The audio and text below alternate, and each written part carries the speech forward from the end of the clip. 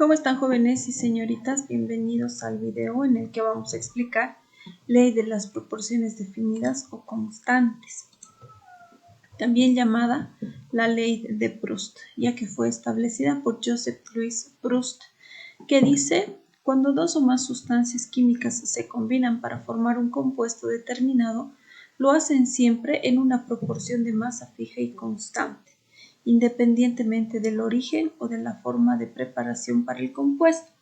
Es decir, que no importa en qué cantidad los compuestos ingresen a formar un nuevo compuesto, estos van a mantener una constante, una relación de una constante. Y eso es lo que vamos a demostrar en el siguiente ejemplo. Dice: se hacen reaccionar hidrógeno, azufre y oxígeno para formar ácido sulfúrico. Eso es lo primero que tenemos, ¿no? Hacemos reaccionar hidrógeno, oxígeno y azufre para formar el ácido sulfúrico. Y la pregunta dice: ¿qué masa de hidrógeno y oxígeno se necesita para combinarse con 80 gramos de azufre? Vamos a hacer de cuenta que tenemos dos preparaciones. En una primera preparación ya sabemos que vamos a mezclar hidrógeno, oxígeno y azufre, y en una segunda también los tres elementos. En ambas preparaciones queremos llegar a formar ácido sulfúrico, solo que en la preparación de arriba dice que tenemos 80 gramos de azufre y no sabemos cuánto de hidrógeno ni de oxígeno vamos a necesitar.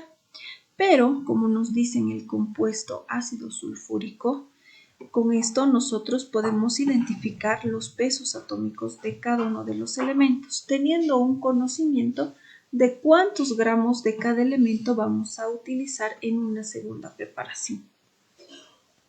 Peso atómico del hidrógeno 1, por 2, 2. ¿Por qué 2? Porque el ácido sulfúrico, o la fórmula del ácido sulfúrico, es hidrógeno 2, azufre 1, oxígeno 4. Por ello, para el peso atómico de un hidrógeno es 1, pero como tenemos 2 en la fórmula, multiplicamos 1 por 2, 2. Peso atómico del oxígeno es 16, por 4, 64. Peso atómico del azufre, 32. Vamos a hacer por separado, ¿ya? Porque necesitamos encontrar y además analizar si las proporciones en las que cada elemento ingresa a formar el nuevo compuesto son las constantes. Dice: con 2 gramos de hidrógeno vamos a preparar 32 gramos de azufre, o vamos a necesitar. No sé cuánto de hidrógeno voy a necesitar si voy a usar 80 gramos de azufre. Despejamos X y tenemos 80 por 2 sobre 32. Simplificamos unidades semejantes y esto es igual a 5 gramos de hidrógeno. Por lo tanto, vamos a decir que para los 80 gramos de azufre que necesitamos, vamos a usar 5 gramos de hidrógeno. Entonces, para esto vamos a aplicar una constante que va a ser gramos de hidrógeno entre gramos de azufre, ¿no? En la primera y en la segunda preparación vamos a dividir los pesos obtenidos. Gramos de hidrógeno entre gramos de azufre, 2 entre 32 y 5 entre 80. Ambos resultados tienen que mantener una constante. Veamos qué nos dice. Ya sabemos el hidrógeno, ahora vamos a trabajar con el oxígeno.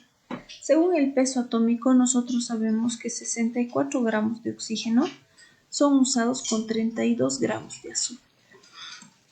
No sabemos cuántos gramos de oxígeno vamos a utilizar con 80 gramos de azufre.